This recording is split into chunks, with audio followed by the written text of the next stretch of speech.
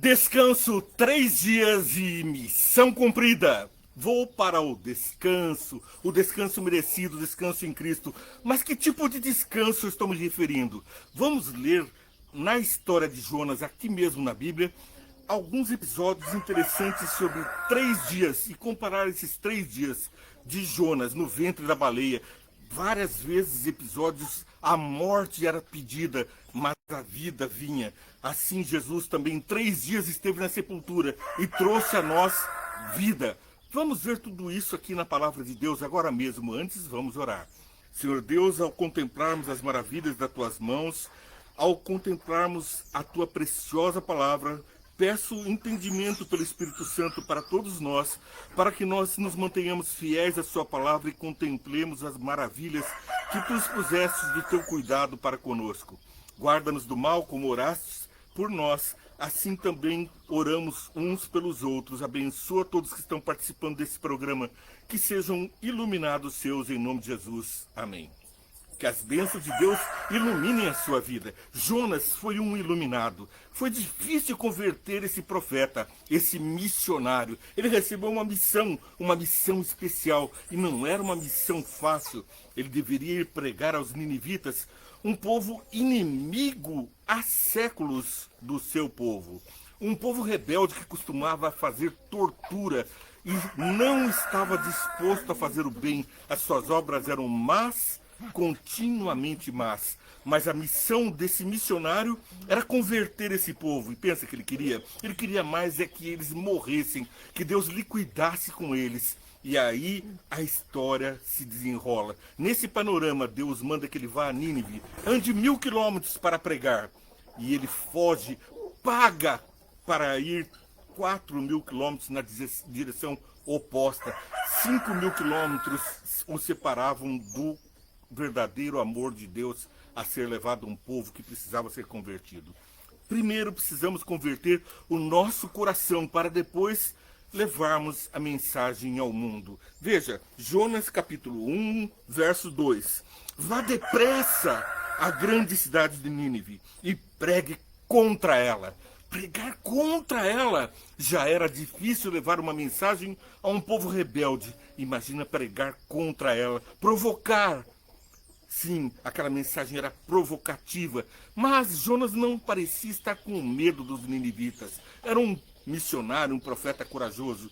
Na verdade, o seu ímpeto era que eles fossem destruídos e não convertidos. E segue a nossa história no capítulo 1, verso 3. Jonas fugiu da presença do Senhor, dirigindo-se para Tarsis. Desceu à cidade de Jope, onde encontrou um navio que se destinava para o porto, para aquele porto. Depois de pagar a passagem, embarcou para Tarsis para fugir do Senhor. Ele pagou a passagem, mas conseguiu uma carona para ir de volta. Vamos ver. Aqui está no capítulo 1, verso 5. Todos os marinheiros ficaram com medo e cada um clamava ao seu próprio Deus. Por quê? Porque o mar havia se atormentado com um forte e impetuoso vento que o Senhor havia mandado, o Senhor Deus. Cada um clamava ao seu Deus. Eles precisavam ser convertidos, conhecer o verdadeiro Deus, o Criador dos céus e da terra. Enquanto isso, Jonas, que tinha descido ao porão, se deita, dorme profundamente. Quem é que fez isso anos depois, séculos depois? Jesus, cansado, depois de pregar o evangelho, dormia, enquanto os discípulos, mestre, eis que todo o mar se revolta, como podes tu dormir? E aqui, desperta, ó tu que dormes, é o chamado da palavra de Deus. Ali, então, o capitão, verso 6, o capitão dirigiu-se a ele e disse: como você pode ficar aí dormindo? Levante-se e clame ao seu Deus. Talvez ele tenha piedade de nós e não morramos. Aquele navio itinerante passava por várias nações, conhecia e tinha tripulantes que adoravam a todos os deuses. Todos os deuses eram invocados, mas o adorador do Deus verdadeiro dormia. Não pregava, não salvava pessoas, não estava preocupado. Antes a morte do que salvar o povo inimigo. Então os marinheiros, verso 7, combinaram entre si: vamos lançar sorte para descobrir quem é o responsável por essa desgraça que se abateu sobre nós. Lançaram sortes e a sorte caiu sobre Jonas. Ali a condenação veio rápida e depressa, a ponte do culpado. Sim, eles já sabiam que Jonas estava fugindo de Deus, mas precisavam conhecer, ter certeza. Verso 8. Por isso lhe perguntaram: diga-nos quem é o responsável por esta calamidade. Qual é a sua profissão, de onde você vem? Qual é a sua terra e que povo você pertence? Tudo aquilo que ele deveria estar pregando espontaneamente, agora ele era inquirido mediante acusações dos marinheiros. Dizem-nos qual é a tua profissão. Ah, eu sou um missionário, eu sou um profeta. De onde você vem? Qual a sua terra? Eu venho da terra que deveria estar pregando o evangelho ao mundo, a terra de Israel, de Judá, que tem a mensagem. Veja o que ele responde. E ele respondeu: eu sou hebreu, adorador do Senhor, o Deus dos céus, que fez o mar e a terra. O mar que estava revolto, aquele mesmo mar que Jesus disse: acalma-te. Quando estava dormindo, os discípulos acordaram: mestre, eis que morremos e o Senhor não toma atitude, vem nos ajudar. Os marinheiros estavam lançando as coisas ao mar, remando com todas as forças para tentar salvar a própria vida. E enquanto isso, ele deitava e dormia profundamente, é o que está no verso 5. Você pode ficar aí dormindo, levante-se e clame seu Deus. E agora ele é obrigado a dar testemunho. Verso 10. Então os homens ficaram apavorados e perguntaram: o que foi que você fez? Pois sabiam que Jonas estava fugindo do Senhor, porque ele lhes havia dito isso. O testemunho de Jonas foi um testemunho da falsa mensagem. Eu estou fugindo de Deus. Ele não falou: venham ao meu Deus. Agora toda a tripulação estava conturbada a ponto de perder a vida. A carga estava perdida, o navio não se aguentava mais, estava arrancando pedaços, as ondas o açoitavam, perdendo os pedaços pelo meio do caminho. O que foi que você fez? E agora vem a resposta: o que devemos fazer com você? Então, quando ele confessa o que ele fez, que está fugindo do Senhor, vem a exclamação no verso 11: o que devemos fazer com você? É o verso 10 e o verso 11, a pergunta e a resposta. Aqueles que fogem de Deus: o que foi que você fez? E agora, o que é que nós precisamos fazer? E olha que resposta maravilhosa vamos encontrar lá no Gênesis. No Gênesis capítulo 3, versos 6 a 9. Bom, vem aqui então o pecado que entra no mundo. O pecado justamente que causa a separação entre Deus e o homem. Olha, quando a mulher viu que a árvore parecia agradável ao paladar, era atraente aos olhos e além disso desejável para dela obter discernimento, tomou do seu fruto, comeu e deu ao seu marido, que comeu também. Os olhos dos dois se abriram e perceberam que estavam nus. O entendimento foi para isso. Perceber a nudez, a falta, a falha, a falta da glória de Deus. Estavam nus. Os olhos dos dois se abriram e perceberam que estavam nus. Então, juntaram folhas de figueira para cobrir-se. Ouvindo o homem e sua mulher os passos do Senhor Deus que andava pelo jardim quando soprava a brisa do dia, esconderam-se da presença do Senhor Deus, esconder-se da presença do Senhor Deus entre as árvores do jardim. É o pecado que faz isso. O pecado de Jonas fê-lo esconder-se no porão do navio para fugir de Deus. E agora Adão e Eva, pecadores, que costumavam encontrar-se com Jesus na hora do pôr do sol, na viração do dia, na hora em que o dia mudava de um dia de semana, agora ele está fugido. Mas o Senhor Deus chamou o homem perguntando: onde você está? Percebe? O arrependimento não é um ato espontâneo do ser humano. Antes, é uma provocação de Deus. Ele vem ao encontro do pecador e pergunta: onde você está? Quem te falou que estava nu? E providencia a nossa salvação. É ele quem providencia o escape. Verso 10. E ele respondeu: ouvi teus passos no jardim e fiquei com medo, porque estava nu, por isso me escondi. O pecado precisa de uma solução, uma vestimenta especial. A glória perdida, agora reconquistada por Jesus. Mas não se esqueça, nós temos ainda outros versos, Jeremias capítulo 25, versos 4 e 5.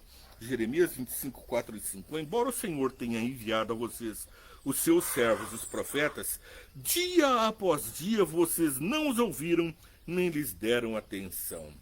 Olha que tristeza. Quando disseram, converta-te cada um ao seu caminho mau e de suas más obras, e vocês permanecerão na terra do Senhor Deus, e vocês e os seus antepassados para sempre. A terra que Deus deu a vocês e aos seus antepassados, vocês permanecerão nela para sempre. Senão, o salário do pecado é a morte. Certamente morrerás. E Eva provou do fruto e experimentamos agora a morte. E o convite de Deus é para que nos arrependamos, para nos pormos no aprisco sobre os seus cuidados. Ezequiel, capítulo 14, verso 6. Por isso, diga à nação de Israel, assim diz o soberano Senhor, arrependa-se, desvie dos seus ídolos e renuncie a todas as práticas detestáveis. Sim, porque não terás diante de ti ídolos, é um dos 10 mandamentos. E as práticas detestáveis para Deus são a violação dos 10 mandamentos da lei de Deus. Então, eles não salvam, mas nos mostram que estamos no amor do Pai, mostram que estamos diante da graça divina. Apocalipse 2, 5 e 7. Devo repetir isso no final, mas olha só que maravilha. 2, 5 e 7. Lembre-se de onde caiu, arrependa-se e pratique as obras que praticava no princípio. Se não se arrepender, virei a você e tirarei o seu candelabro do lugar dele. Aquele que tem ouvidos, ouça que o Espírito diz às igrejas. Ao vencedor, darei o direito de comer a árvore da vida que está no paraíso de Deus. Portanto, se Eva, Adão foram expulsos do paraíso, não puderam mais comer do fruto da vida, e agora a terra produz cardos e abrolhos e o resultado é a morte. Estavam longe do fruto da vida. Pela obediência, nós temos garantido também o acesso à árvore da vida. Aquele que tem ouvidos, ouça o que o Espírito diz. Ao vencedor darei de comer da árvore da vida. Mas Jonas estava lá. E olha que interessante que vai ficando a nossa história, porque nós vamos ver que Mateus capítulo 12, versos 38 ao 41. Então alguns dos fariseus e mestres da lei lhe disseram, mestre, queremos ver um sinal miraculoso feito por ti. Ele respondeu, uma geração perversa e adúltera pede um sinal miraculoso, mas nenhum sinal lhe será dado, exceto o sinal do profeta Jonas. Aqui então Deus está falando, Jesus está falando da literalidade da história de Jonas. Alguns querem mitificar a história de Jonas, ignorando que uma grande monstro marinho, um grande peixe possa ter engolido um homem. Mas esse fato tem se repetido na história do mundo. Muitos homens já foram engolidos por baleias. Nós temos, por exemplo, a baleia cachalote, que tem uma enorme cavidade na sua boca, onde ela costuma carregar os seus filhotes, que são bem maiores que um ser humano. Então Jonas poderia muito bem se abrigar por ali, mas ele descreve, vamos ver daqui a pouco, que ele caminhou pelas profundezas do mar, nas entranhas da baleia.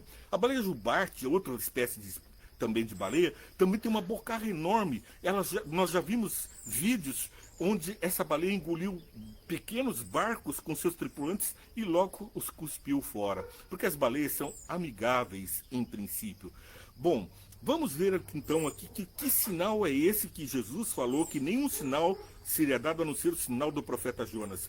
Pois assim como Jonas esteve 3 dias e 3 noites no ventre de um grande peixe, assim o Filho do Homem ficará 3 dias e 3 noites no coração da terra. Não foi assim? Jesus não ficou 3 dias e 3 noites na sepultura e depois não ressurgiu dentre os mortos com o poder vivificador do nosso Deus vivo. Ele mesmo, o seu poder agora reveste o homem Jesus. O Deus Jesus reveste o homem Jesus e o levanta da sepultura. E essa mesma força vivificante é que nos devolve a vida. É o que nos faz escapar de sermos fugitivos, que pagamos o preço do pecado, para aceitarmos a graça de Jesus e encontrarmos a salvação. Bom, vamos continuar aqui no que nos diz Jonas. O carinho sempre é muito bom, né? Fica até engraçado assim a gente receber tanto amor de um bichinho. Bom, aliás, o Tom, ele está em todas as lives, vocês já devem ter percebido. Uma coisa que eu quero revelar para os amigos. Chega na hora da live, ele fica inquieto, começa a mordiscar minha roupa e me puxar e late como que diz, vamos, vamos. É quase como se eu recebesse uma intimação. É como se Jonas estivesse sendo chacoalhado no barco. Então tem que agradecer pela mensagem que Deus me manda através desses pequenos serizinhos. Continua a nossa história. O Senhor, os marinheiros, no verso 14 do primeiro capítulo de Jonas, eles clamaram ao Senhor: Senhor, nós suplicamos, não nos deixes morrer por tirarmos a vida desse homem. Não caia sobre nós a culpa de matar um inocente, porque tu, o Senhor, fizeste o que desejavas. Bom, Jonas tinha dito: o que fazer? Eles perguntavam: o que faremos contigo? E, em vez de dizer: manobre o barco, voltem e me levem a Nínive, ele preferiu morrer. Me joguem no mar, mas eu não vou pregar para os ninivitas. Que petulância, fugindo do Senhor até a morte. Foi preciso que ele se convertesse. Mas aqueles marinheiros já estavam convertidos. Olha só que milagre, que maravilha. A influência, como Deus usou Jonas, mesmo quando ele estava transgredindo, para levar salvação àqueles que estavam confusos entre tantos deuses, conheceram o Deus que fez os céus, a terra e o mar. O testemunho dele valeu. Olha só, em seguida pegaram Jonas e o lançaram no mar enfurecido, e esse se aquietou. Ao verem isso, os marinheiros, os homens, adoraram o Senhor com temor, oferecendo-lhe sacrifício e fazendo votos. É a plena conversão, é o arrependimento, é o conhecer a Deus, é o louvar ao Deus verdadeiro e prestar-lhe votos, prestar-lhe sacrifícios, levar a Jesus a confissão de que nós reconhecemos nele o Salvador. Em seguida pegaram Jonas e o lançaram ao mar enfurecido, e esse se aquietou. Se aquietou o mar da fúria. A fúria de Satanás se aquieta diante do poder de Deus. Ao verem isso, os homens adoraram ao Senhor com temor, oferecendo-lhe sacrifício e fazendo votos. O Senhor fez com que um grande peixe engolisse Jonas, e ele ficou dentro do peixe 3 dias e 3 noites. Veja, Lucas 24, 46 e 1 Coríntios 15, 4 nos falam desse episódio, revelam a literalidade desse assunto e também fazem o elo de ligação com o próprio Cristo. Lucas 24, 46 e 1 Coríntios 15, 4. Vamos avante no nosso estudo. No capítulo 2, nós vemos a oração de Jonas. Dentro do peixe, Jonas orou ao Senhor, o seu Deus, e disse: em meu desespero, clamei ao Senhor, e ele me respondeu. Do ventre da morte gritei socorro. Mas não era ele quem queria morrer? Não era ele quem queria fugir de Deus? Agora ele grita: socorro, Deus, eu quero viver. Do ventre da morte gritei socorro, e ouviste o meu clamor. Jogaste-me nas profundezas, no coração dos mares, correntezas formaram um turbilhão em meu redor. Todas as tuas ondas e vagas passaram sobre mim. Eu disse: fui expulso da tua presença. Ué, mas Jonas, capítulo 1, 3 e 10... Não, capítulo 1, verso 3, mas Jonas fugiu, agora ele está sendo expulso. E no verso 10, então os homens ficaram apavorados e perguntaram: o que foi que você fez? Pois sabiam que Jonas estava fugindo do Senhor. Aquele que estava fugindo do Senhor agora clama ao Senhor, e mais, ele diz: fui expulso. Ele se sente expulso. A salvação encontrava ele, mas ele se sentia no turbilhão, expulso da tua presença. Contudo, olharei de novo para o teu santo templo. O tabernáculo era o desejo. Encontrar-se com o seu Redentor, com a promessa de salvação, era todo o desejo. As águas agitadas me envolveram, o abismo me cercou. As algas marinhas se enrolaram na minha cabeça. Afundei até chegar aos fundamentos do monte e à terra embaixo, cujas trancas me aprisionaram para sempre. Mas tu trouxeste a minha vida de volta da sepultura, ó Senhor meu Deus. Ué, mas lá no capítulo 2, verso 2, no mesmo capítulo, um pouquinho antes: em meu desespero clamei ao Senhor e me respondeu. Do ventre da morte gritei por socorro. E a salvação vem do Senhor. No verso seguinte ali, logo no verso 7, no verso 6, tu trouxeste a minha vida de volta, ó Senhor meu Deus. Quando a minha vida já se apagava, eu me lembrei de ti, Senhor, e a minha oração subiu a ti, ao teu templo. Ao templo de Deus a oração foi levada e Deus providenciou a salvação. Aqueles que acreditam em ídolos inúteis desprezam a misericórdia, mas eu, com um cântico de gratidão, oferecerei sacrifícios a ti. O que eu prometi cumprirei totalmente. A salvação vem do Senhor. E o Senhor Deus deu ordem ao peixe e ele vomitou Jonas em terra firme. Agora aquele grande peixe dá carona de volta. Sim, Jonas pagou para fugir e Deus providenciou uma carona e a conversão de Jonas. Os marinheiros convertidos, Jonas convertido, quem falta? O povo rebelde, os ninivitas. Agora, então, no capítulo 3, a palavra do Senhor veio a Jonas pela segunda vez com esta ordem: vá à grande cidade de Nínive e pregue contra ela a mensagem que eu lhe darei. Cadê a palavra urgente? Vá depressa a palavra à cidade de Nínive.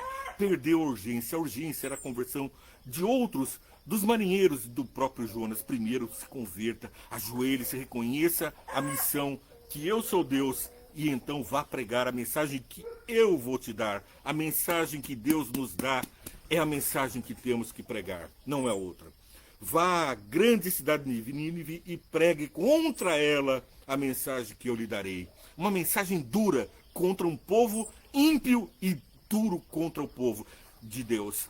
Esse povo havia dominado todas as tribos de Israel, massacrado, espalhado, eliminado o povo de Israel. E agora Judá estava à mercê também desse povo. E agora esses ninivitas eram então o alvo da salvação.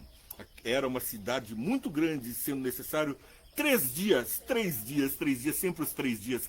Era necessário 3 dias para atravessar a cidade, para percorrê-la. Jonas entrou na cidade e percorreu durante um dia, proclamando: daqui a 40 dias Nínive será destruída. Quanto tempo Jonas precisou pregar? Um dia. E a coisa espalhou, a cidade inteira, 120 mil almas se converteram. Veja que logo no mesmo capítulo 6, no verso 7, então fez uma proclamação em Nínive. Quem? Por decreto do rei e de seus nobres, não é permitido a nenhum homem ou animal, bois ou ovelhas, provar coisa alguma, não comam nem bebam. Cubram-se de pano de saco, homens e animais, todos chamem a Deus com todas as suas forças, deixem os maus caminhos e a violência. Talvez Deus se arrependa e abandone a sua ira e não sejamos destruídos. A mensagem de Jonas não era outra, senão que eles seriam destruídos. Arrependam-se, mas ele não desejava ainda o arrependimento. Eu quero mais que vocês sejam destruídos. Tendo em vista que eles fizeram como abandonaram os seus maus caminhos, Deus se arrependeu e não os destruiu como tinha ameaçado. A palavra de Deus se cumpriu não na destruição, mas na redenção das almas. Nós não precisamos temer a morte nem a condenação do pecado. Não pensem que vocês fracassaram, diz o apóstolo Paulo. Antes, confiemos na salvação que vem do Senhor, da graça do nosso Deus, da misericórdia dele, obra que opera em nós a fé. Nós cremos e recebemos a graça. Por isso, somos obedientes ao Pai. Somos seus filhos, seguimos os seus comandos e os seus mandamentos. Capítulo 4. A ira de Jonas. Jonas, porém, ficou profundamente descontente com isso e enfureceu-se. Ele orou ao Senhor: não foi por isso que eu disse quando ainda estava em casa, foi por isso que eu me apressei em fugir para Tarsis. Eu sabia que tu és um Deus misericordioso e compassivo, muito paciente, cheio de amor e que prometes castigar, mas depois arrependes. Agora, Senhor, tira a minha vida, eu imploro, porque para mim é melhor morrer do que viver. De novo, Jonas, você não está ainda convertido. Aprendeu a obedecer, mas não aprendeu a amar o seu semelhante. Obedeceu a Deus, mas não ama o seu semelhante. Lembra que Jesus disse: ama teu próximo como a ti mesmo. E a Deus sobre todas as coisas. Aqui ele não estava conseguindo ainda transmitir a mensagem do amor de Deus. Não compreendeu o amor de Deus. O Senhor lhe respondeu: você tem alguma razão para estar em fúria? Jonas saiu e sentou-se num lugar a leste da cidade. Ali construiu para si um abrigo, sentou-se à sombra e esperou. 3 dias, um tempo. A promessa era que em 40 dias a cidade seria destruída. E Jonas, depois de ter convertido a cidade toda em um dia, com o auxílio do rei e dos nobres que se converteram assim que souberam da mensagem que ele proclamava. Por quê? Porque eles já tinham visto a fama de Deus. Eles sabiam que Deus não falharia. Esse mesmo Deus já havia derrotado os inimigos de Israel anteriormente. Eles não haviam conseguido avançar sobre Ezequias.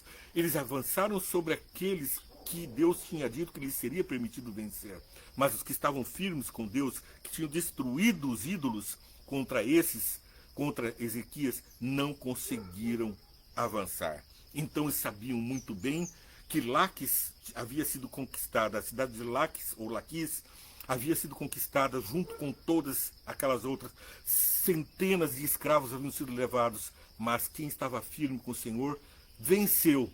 E agora eles não ousavam desafiar o Senhor, se converteram. Ao nascer do sol, verso 8, Deus trouxe um vento oriental muito quente, e o sol bateu na cabeça de Jonas ao ponto de ele quase desmaiar. Com isso ele desejou morrer. De novo, Jonas, toda hora é morte, me jogue no mar, eu quero morrer, eu quero morrer. E agora então, com isso ele desejou morrer e disse, para mim seria melhor morrer do que viver. Está lá no verso 1, no capítulo 1, verso 12, de novo, repetidas e reiteradas vezes, ele desafia o Criador. Mas Deus disse a Jonas, você tem alguma razão para estar tão furioso por causa da planta? Sim, porque Deus tinha feito crescer uma planta por sobre o abrigo e o frescor havia sobre a cabeça de Jonas. Foi preciso ainda esses 40 dias de contemplação, onde Jonas olhava para Nínive, esperando a destruição, que eles se arrependessem do arrependimento, que se tornassem as suas más obras e que fossem destruídos. E agora Deus mostra a ele o amor. Uma pequena planta boboreira cresce por sobre a sua cabana num dia, mas na noite uma lagarta come, e toda a alegria de Jonas vai embora.